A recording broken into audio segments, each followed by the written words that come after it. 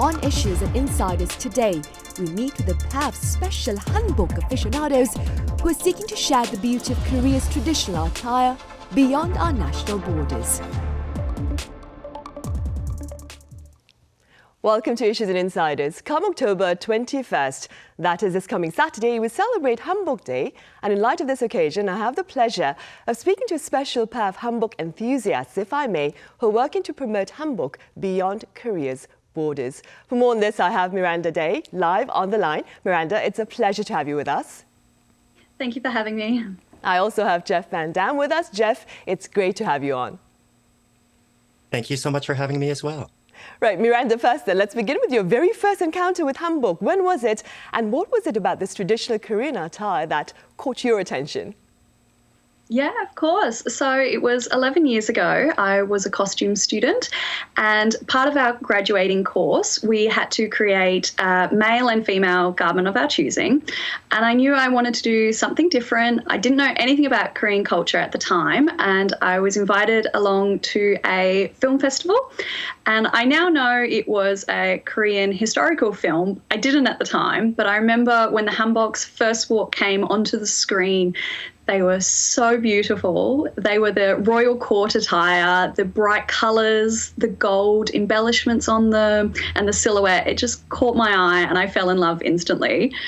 So I spent the rest of the movie on my phone in the dark trying to figure out what it was. I then learned it was called Hanbok.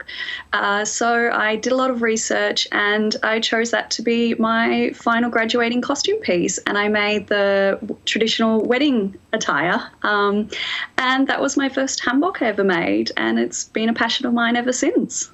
Right, and Miranda, before we delve further into your passion, Jeff, how did you come across Hanbok? I myself am a Korean adoptee, so learning more about my Korean heritage has always been something that has been in my life. So I knew generally there were traditional Korean clothes.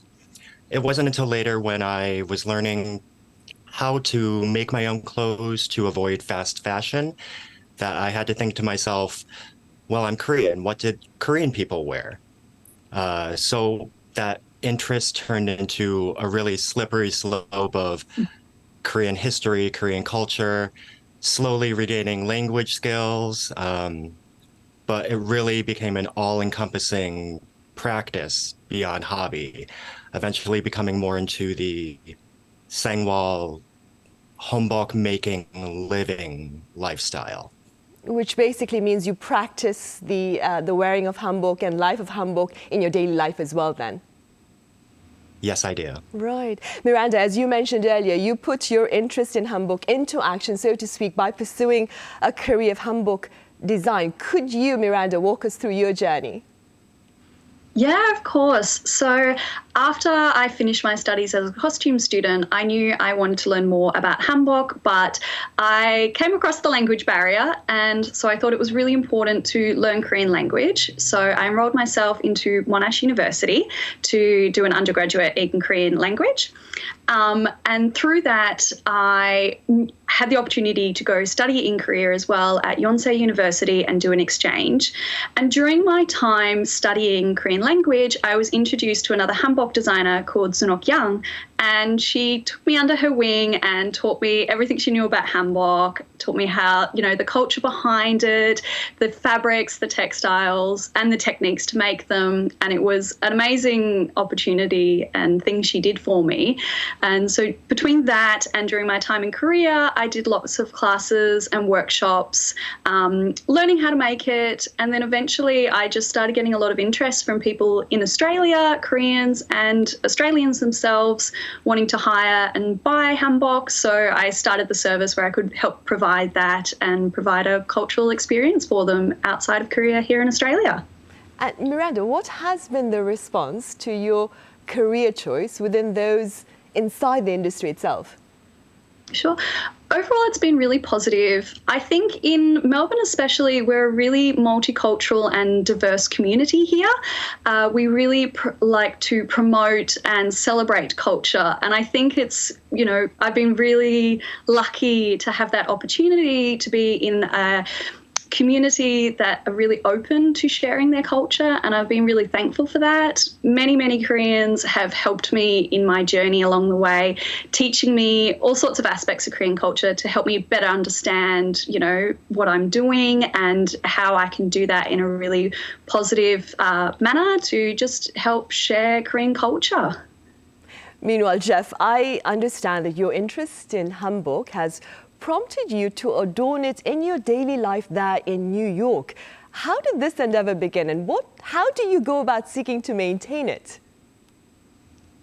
Like I said, as a Korean adoptee and sort of a fast fashion avoider, make your own clothes type of person, it was a bit by bit. I bought a used hanbok, and trying that on for the first time as someone who missed like Dol or Lunar New Year festivities growing up in a Korean household, that I knew it was something I wanted to have and wanted to try, but that first try on really just started the fire for it. So diving deep into the research, not unaware of who could wear, what times they could wear, during what reign, and different laws of appropriate, and considering all of history around the formation of what we know as hanbok today, I have now sort of solidified in somewhere between 16th, 18th century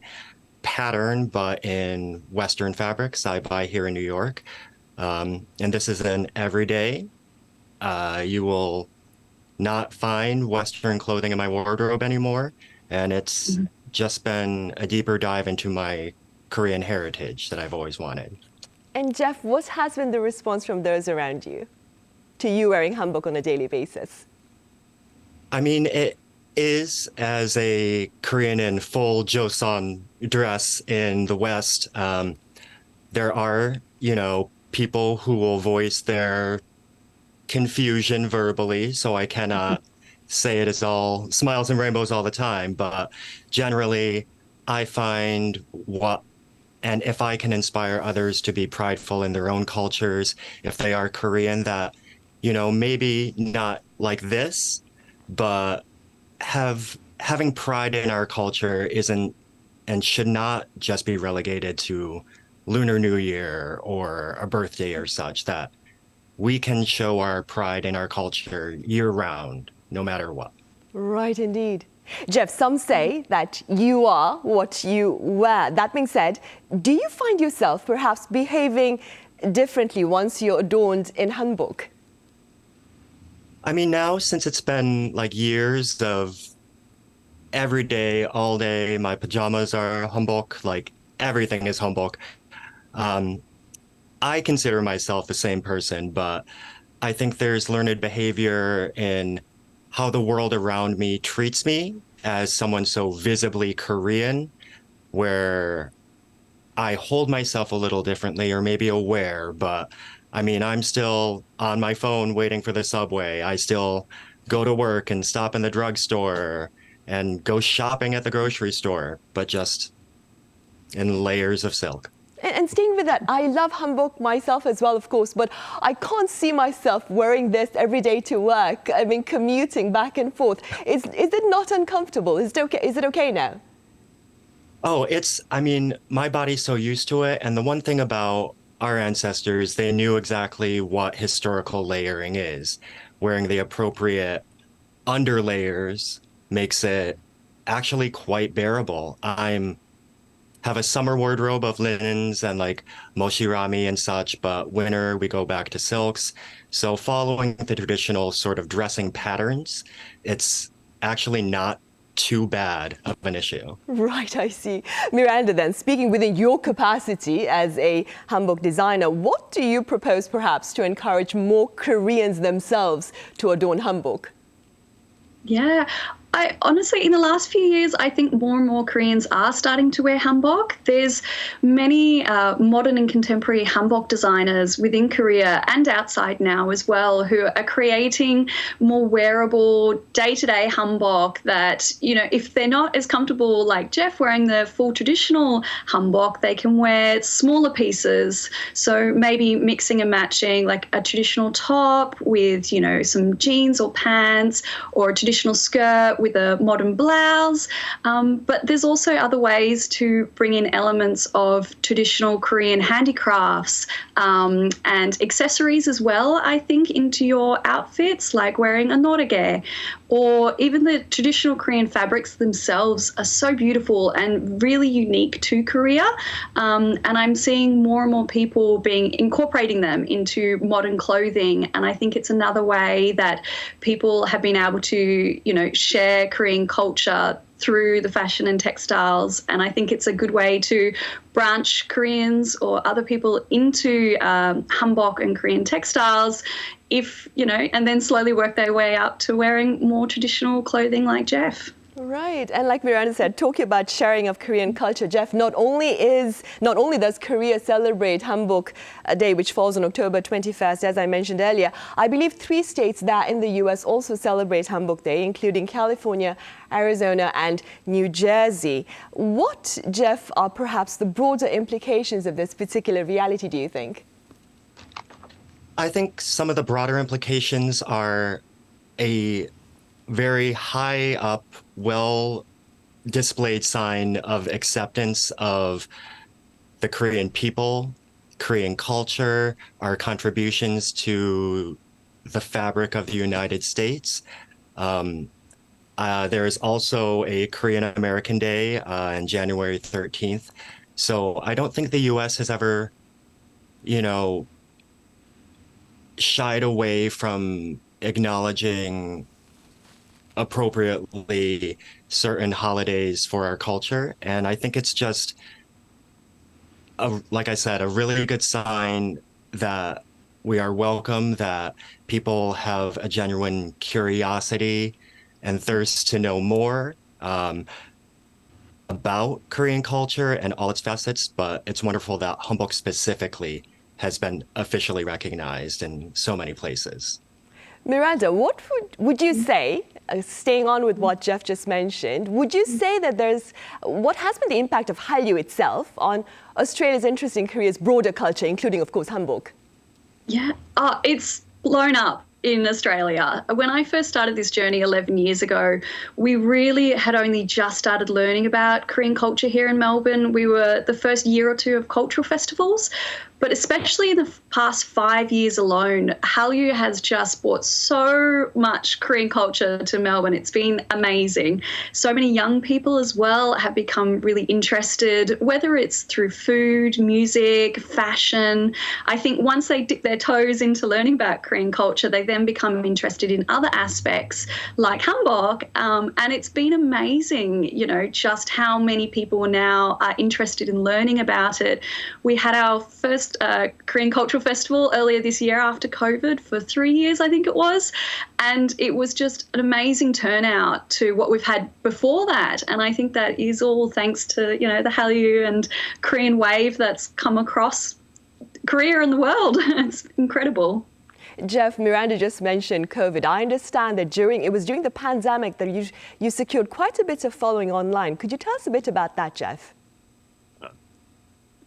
Yeah, I mean, like I mentioned, I'm a Korean adoptee. So during lockdown, trying to find community, not only as a Korean adoptee, but within the Korean American diaspora, I started being a little bolder with social media within the historical dress, historical fashion.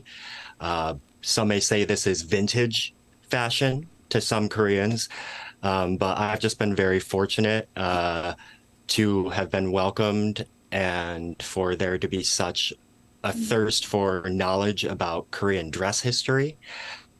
I think one of my champion moments or my causes is to, at least in the West, to not use the word costume necessarily, where this is clothing, garments, but the connotation of costume, especially around Halloween, that our culture is not necessarily a costume, but if I can put out more, as well as for Korean adoptees, where we've always had a bit of a struggle allowing ourselves, being allowed to see ourselves as Korean, that we don't necessarily need permission from anybody, that we are Korean and we are enough, and there is no one to stop us from claiming our identity. If this Korean adoptee can do this, then why can't anyone do otherwise? Right, of course, Jeff, of course. Miranda, earlier we spoke about the growing interest in Korean culture there in Australia. That being said, would you say the resources available there in Australia meets the growing interest in Korean culture, or there's more need to be done? I think there's always more that can be done. I think the Korean government is doing amazing effort at the moment to promote Hanbok and really be able to put the resources out there. There's a lot of amazing organisations both in Korea and in Australia who are really working hard to put more resources out there, including myself. I started this business as a way to have a place people can come to learn and share. We run workshops and classes with these organisations and community groups to help have a place for people to come and learn. And I really hope we can continue doing that. But I always think there's more we can always do. But I think we're on the right track in getting there. Miranda, with regard to the making of Hanbok, what would you say is one of the most challenging aspects of that endeavour? For me, it's a passion project. I don't see it as a challenge, or more of a fun challenge, I guess. I think there's so many different historical sides to Hanbok that I've still got a lot to learn, a long way to go. But I very much enjoy the challenge of going through it and learning all the different parts behind making it, as well as like the cultural significance as well. So I think I'm constantly learning about Hanbok, and I hope that never stops. Right, neither do I. Jeff, I extend the same question to you. What would you say, technically speaking, is one challenge of designing your own Hanbok there in New York? I think, well, currently, having solidified sort of my classic silhouette of choice, now it's trying to find things that fit. But I do think the challenge now is, how do I stay respectful to what I want to stay respectful, what I want to stay traditional, but in what ways do I change, what out of necessity, out of everyday life and wear and tear, or just out of trying a new technique or style. So sort of going through the library of options within every make is the technical challenge of creating something a little different. Right. And what can you tell us a bit about your future plans with regard to better promoting Hanbok, Jeff? I mean, what Hanbok gives me in my journey of identity and birth search and reclaiming my culture, I have never felt more grounded or more proud of who I am and where I come from. I feel that if I can do what I've been doing and speak to my adoptee brothers and sisters and siblings internationally upon our right to our Koreanness, as well as educate those who have a genuine knowledge to know about Korean clothing and garment history and culture respectfully, that instead of saying shrouded in mystery and only in K-dramas and, some historical photo, that it is still alive, that the knowledge is there, that we can continue to educate and add to this beautiful historic tapestry. Right, of course. And Miranda, what do you propose to better support others who may be hoping to chart a career, a path that is into Hanbok design as yourself? Yeah, so as I said before, we've been running workshops and classes for those who are interested. But I want people to know, whether they're in Australia or not, if they do have genuine interest and want to reach out, I'm here to talk about it. I'm open to pass on everything I've learned. People took the time to teach me and I would like to further teach them. But there's so many resources available now, especially on the internet, that people don't need to be afraid to reach out. Everyone is here to teach and learn and kind of keep the cycle going. So I hope that we can continue being a place of knowledge and a resource for people who are wanting to learn like myself. Right, and a place of sharing of culture, of course. Miranda, thank you so much for your time and your thoughts today, and Jeff, thank you very much for your insights. Thank you for having us. Right, well, on that note, we end this edition of Issues and Insiders. Thank you for watching. Have a great weekend.